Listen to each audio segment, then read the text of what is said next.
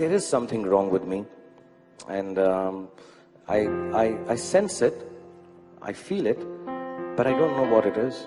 I love to act, or so I believe, as far as now is concerned.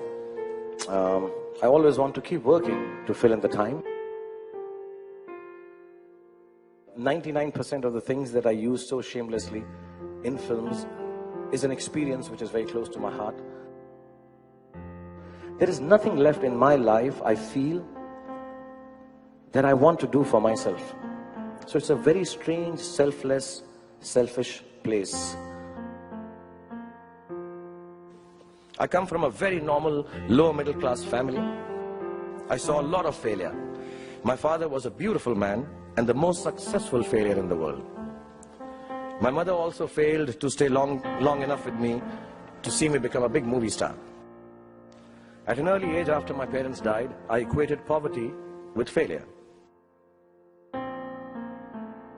And I somehow developed this sense of detachment, this sense of false bravado, which I show in public, to cover up this sadness affecting my life. So a part of me keeps on working round the clock, keeps on being happy in spite of things which are said about me, or make a joke about things that I do, but still keep doing them, because if I did not do it, I think I would be in the same state of potassium deficiency and depression. So to avoid depression, I act. It's much larger than to earn money or be a big star or do endorsements or dance at weddings, which I joke about. And this is the God's honest truth. I think this is the most honest I've ever been in my life to anyone. But somewhere there is this feeling of emptiness. So I have this restlessness, this loneliness, this strangeness, this unfulfilledness, which I feel I'm going to fill it in with as much acting, as much I can give. When I think of the reason that I do what I do this for, whether it is because I lost my parents early, I can't keep on harping about it. Everybody loses parents, and it's all right. Get over it.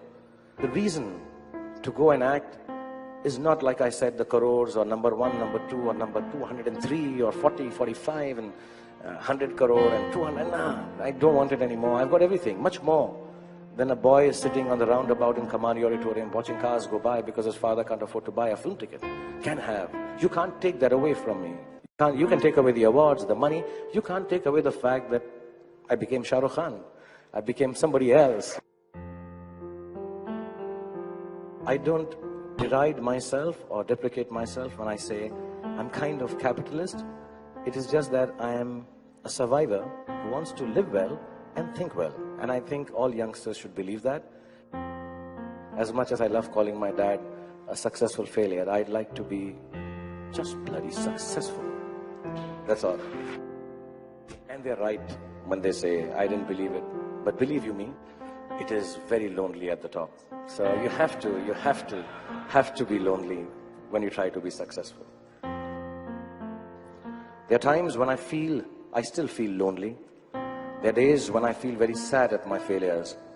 The sea in front of my bungalow makes me feel just as little as it did 10 years ago. I cannot answer a question which is asked to me in every interview. What is the real Shahrukh Khan like? I don't know. Maybe there is no real me left anymore. Maybe there is no real emotion left, which I haven't done in front of the camera already. Maybe I'm just an act now.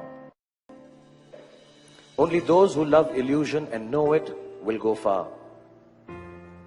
Otherwise, we spend our lives in a confusion of what we say and do with who we really are. And the only way I keep it sane is by clinging to the only person I know the best, myself, all alone. But to be alone amidst millions of admirers is no tragedy at all. It is beautiful. I spread out my hands, close my eyes. I can hear the storm fans loud and clear. I see my son's face. He thinks I'm a hero. He knows I have wings. I know too, God is kind and with me. I also know I can fly. I let go, I'm flying, and so is the rest of the world with me.